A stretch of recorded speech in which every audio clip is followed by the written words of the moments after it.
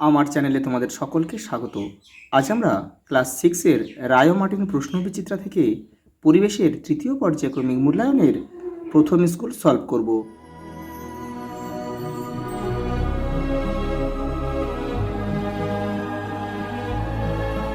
দেখো প্রথম প্রশ্ন, আর যারা আগের সেটটা দেখোনি তারা চ্যানেলের প্লেলিস্টে যাবে, ওখানে কিন্তু দেওয়া রয়েছে। কুয়ো থেকে জল তোলার সময় যে সরল যন্ত্র ব্যবহার করা হয় তা হলো কপিকল। অপশান সি আমাদের সঠিক উত্তর। পরেরটা দেখো, জীব ও জড়ের মধ্যবর্তী পর্যায়ের বস্তু হলো ভাইরাস। দেখো, কোন মশা ম্যালেরিয়া রোগের জন্য দায়ী? এখানে হবে স্ত্রী অ্যানোফিলিস। একটি জৈব অভঙ্গুর বর্জ্য পদার্থের উদাহরণ হলো, তো জৈব অভঙ্গুর মানে যেটা কিন্তু সহজে মাটির সাথে মিশে যায় না, এখানে হবে ইঞ্জেকশনের সিরিঞ্জ। প্রদত্ত কোনটি অধাতু কিন্তু তাপের সুপরিবাহী? এখানে হবে গ্রাফাইট। পরের প্রশ্ন দেখো, ঘড়ির কাঁটাকুটি একই সরলরেখায় আসে কটার সময়?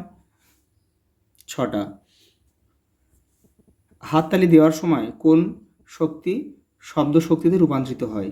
এখানে যান্ত্রিক শক্তি শব্দ শক্তিতে রূপান্তরিত হয়। পরে দেখো, মানুষের হাত হচ্ছে তৃতীয় শ্রেণীর লিভার। দেখো, স্পাইরোগাইরা হলো এক ধরনের শ্যাওলা। পরেরটা দেখো, অরিজিন অফ স্পিসিস পুস্তকটি কার লেখা? চার্লস ডারউইনের লেখা। প্রদত্ত কোন বর্জ্য পদার্থটি কিছুদিন রেখে দিলে সহজে মাটিতে মিশে যেতে পারে? এখানে হবে পটলের খোসা। পদার্থের যে ক্ষুদ্রতম কণা রাসায়নিক বিক্রিয়ায় অংশ নেয় তাকে কি বলে? তাকে পরমাণু বলে। বীজের অঙ্কুরোদ্গম ঘটার পর ধীরে ধীরে গাছে পরিণত হওয়াকে কি বলা হয়? বৃদ্ধি। পরে দেখো, সূর্য, গাছ, ফড়িং, ব্যাঙ, সাপ, ময়ূর, বাঘ প্রদত্ত খাদ্য সম্পর্কযুক্ত তালিকাটি হলো একটা খাদ্য শৃঙ্খল। হেলিয়ে রাখা মই একটি নততল। টাইফয়েড ও কলেরা রোগের জন্য দায়ী জীবাণুটি হচ্ছে ব্যাকটেরিয়া। পরের প্রশ্ন দেখো, তিমি কোন শ্রেণীর প্রাণী? তিমি হচ্ছে স্তন্যপায়ী। পচা শাকসবজি ও ফল থেকে জৈব সার প্রস্তুতি কোন পদ্ধতির অন্তর্গত? রিইউজ কোথায় রয়েছে দেখো, এই যে। পরেরটা দেখো, সোডিয়ামের সংকেত Na কোন এককের সাহায্যে একটি সরু তারের ব্যাস মাপা যাবে? অপশান, এটা হবে অপশান এ, মিলিমিটারের সাহায্যে মাপা যাবে। পরেরটা দেখো, 10 কেজি ও 20 কেজি ভরের দুটি লোহার বলকে মাটিতে গড়িয়ে দিলে ঘর্ষণ বল প্রথমটিতে বেশি হবে না দ্বিতীয়টিতে বেশি হবে? উভয় ক্ষেত্রে সমান হবে আর দ্বিতীয়টিতে কম হবে। এখানে হবে দেখো 20 কেজি ভর রয়েছে, তাহলে দেখো এইটাতে কিন্তু বেশি হবে, 20তে মানে দ্বিতীয়টিতে বেশি হবে। দেখো পরের প্রশ্ন, যে বিন্দুকে কেন্দ্র করে লিভার অবাধে ঘুরতে পারে তাকে কি বলে? আলম্ব বিন্দু।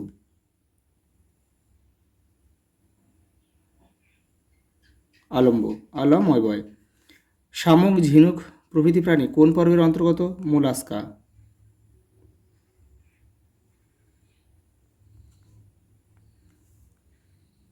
পরেরটা দেখো, ফুলের মধ্যে যে মিষ্টি রস থাকে তাকে কি বলে? তাকে বলে নেকটার।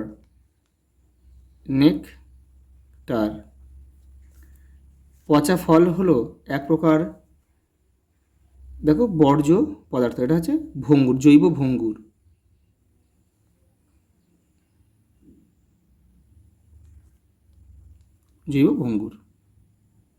দেখো একটা স্তম্ভ রয়েছে, দেখো সেলাই মেশিন কী হবে? জটিল যন্ত্র। তাহলে আমরা এখানে লিখব 1, কেউ কিন্তু তীর চিহ্ন দিয়ে মেলাবে না। দেখো গোলকৃমি হবে, এটা হবে এই যে এক্স হেল মিনথিস, তাহলে এটা আমরা লিখব 2। আর ট্যাবেটাম লুসিডাম হচ্ছে বাঘের চোখে দেখা যায়। আর প্রত্যাখ্যান করা বা রিফিউজ করা প্লাস্টিক প্যাকেট। দেখো পরেরটা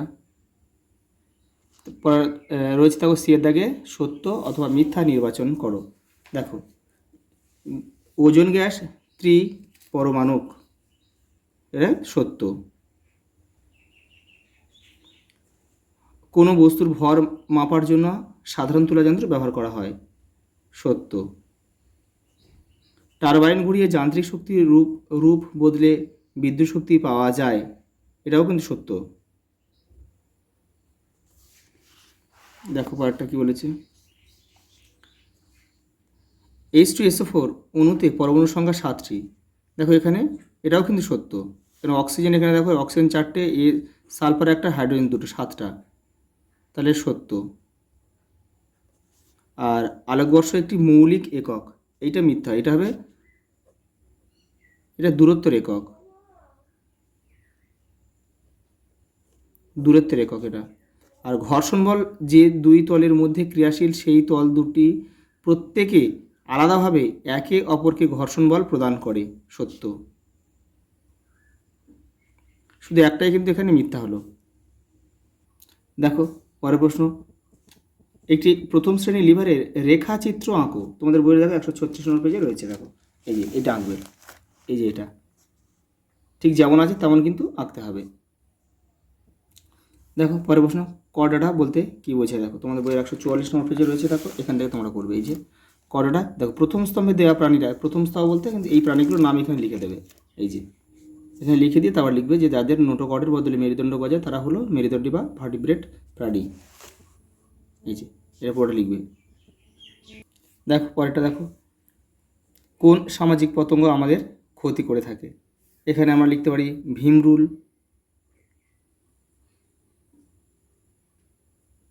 বলতা,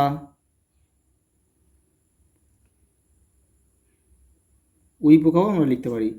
দেখো সাপের বিষ শিকারে কোন তন্ত্রকে ক্ষতিগ্রস্ত করে। এখানে আমরা লিখব স্নায়ুতন্ত্র,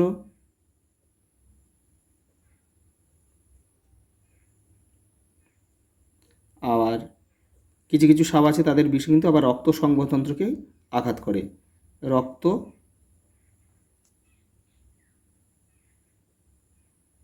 সংবহন তন্ত্র। দেখো পরেরটা দেখো, গ্যাসীয় বর্জ্য কি, উদাহরণ দাও। তোমাদের বইয়ে দেখো এটা হচ্ছে রায়ান মার্টিন হবে, রায়ান মার্টিনের 366 নম্বর পেজে রয়েছে। দেখো এই দেখো, গ্যাসীয় বর্জ্য পদার্থ কাকে বলে, উদাহরণ দাও। এখান থেকে ওটা লিখবে। দেখো পরের প্রশ্ন, চিনির শরবত ও নুন জল প্রতিটির ক্ষেত্রে কোনটি দ্রাবক ও কোনটি দ্রাবক। দেখো প্রতি ক্ষেত্রে জল হচ্ছে দ্রাবক, প্রতি ক্ষেত্রে জল হচ্ছে দ্রাবক। আর দেখো এখানে চিনির শরবতে চিনি, আর এখানে লবণ জল হচ্ছে লবণ, এটা হচ্ছে দ্রাবক। পরে দেখো, বৃদ্ধির হার বলতে কি বোঝায়। দেখো বৃদ্ধির হার বলতে, দেখো বৃদ্ধির হার সমান সমান আমরা লিখতে পারি বৃদ্ধি বাই সময়। দেখো সঙ্গে আরেকটা প্রশ্ন রয়েছে, দেখো উদ্ভিদের বৃদ্ধি পরিমাপক যন্ত্রটির নাম লেখো। এটা হবে অক্সানোমিটার, আমি এখানে লিখে দিচ্ছি এটা।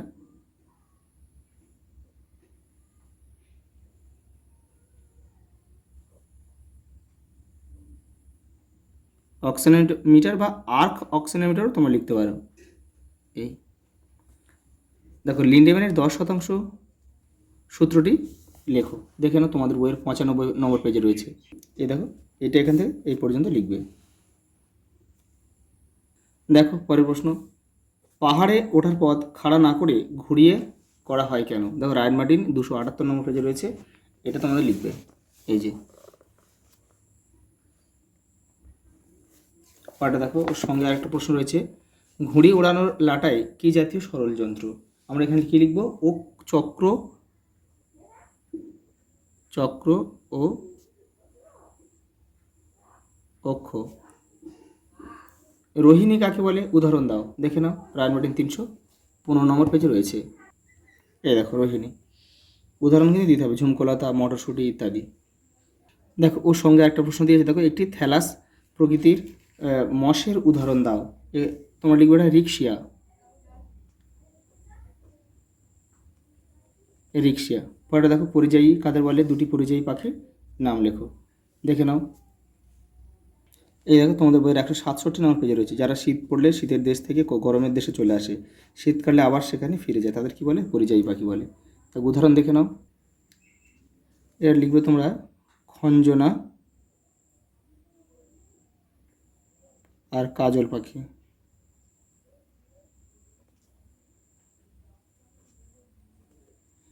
পিন্টেল হাঁসও লিখতে পারো তোমরা। হাসপাতালজাত বর্জ্য পদার্থগুলির নাম লেখো। দেখে নাও তোমাদের বইয়ের 178 নম্বর পেজে রয়েছে। এই যে এইগুলো লিখবে, স্বাস্থ্যকেন্দ্র থেকে যেটা সেটাই হচ্ছে হাসপাতাল। দেখো ইঞ্জেকশন, সিরিঞ্জ, তুলো, গ্লাভস, প্লাস্টার। দেখো সঙ্গে একটা প্রশ্ন দিয়েছে, চটের তৈরি ব্যাগ কী ধরনের বর্জ্য পদার্থ, জৈব, ভঙ্গুর। পরেরটা দেখো, কলিচুনের সংকেত লেখো। HCl কিসের সঙ্গে দুটি শূন্যযোজী মৌলের নাম লেখো। দেখো কলিচুনের সংকেত হচ্ছে CaOH2, এটা হচ্ছে কলিচুনের সংকেত। দেখো HCl হচ্ছে কি, এটা হাইড্রোক্লোরিক অ্যাসিড। দেখো আমি এখানে লিখে দিচ্ছি এটা। দেখো একটু উপরের দিকে লিখে দিলাম এই ফাঁকা জায়গাটায়, হাইড্রোক্লোরিক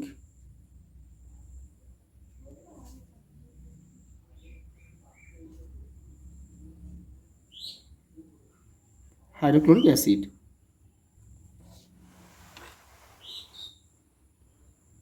দেখো ওর সঙ্গে কিন্তু আরেকটা প্রশ্ন রয়েছে, দুটি শূন্যযোজী মৌলের নাম লেখো।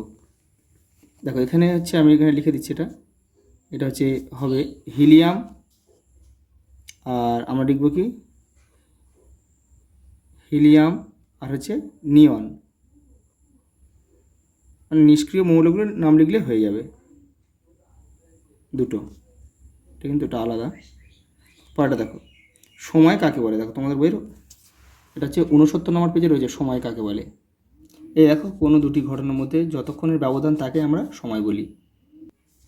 পরেরটা দেখো, স্টপওয়াচ সাধারণত কোথায় ব্যবহার করা হয়, দৌড় প্রতিযোগিতায়।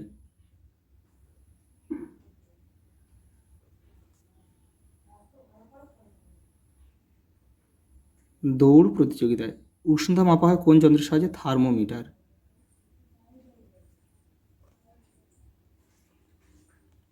পরেরটা দেখো, স্পর্শহীন বলের দুটি উদাহরণ দাও।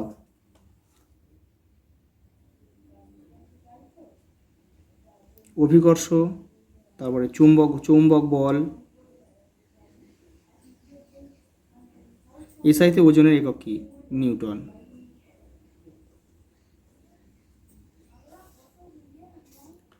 দেখো আজ এই পর্যন্ত, দেখা পরের ভিডিওতে।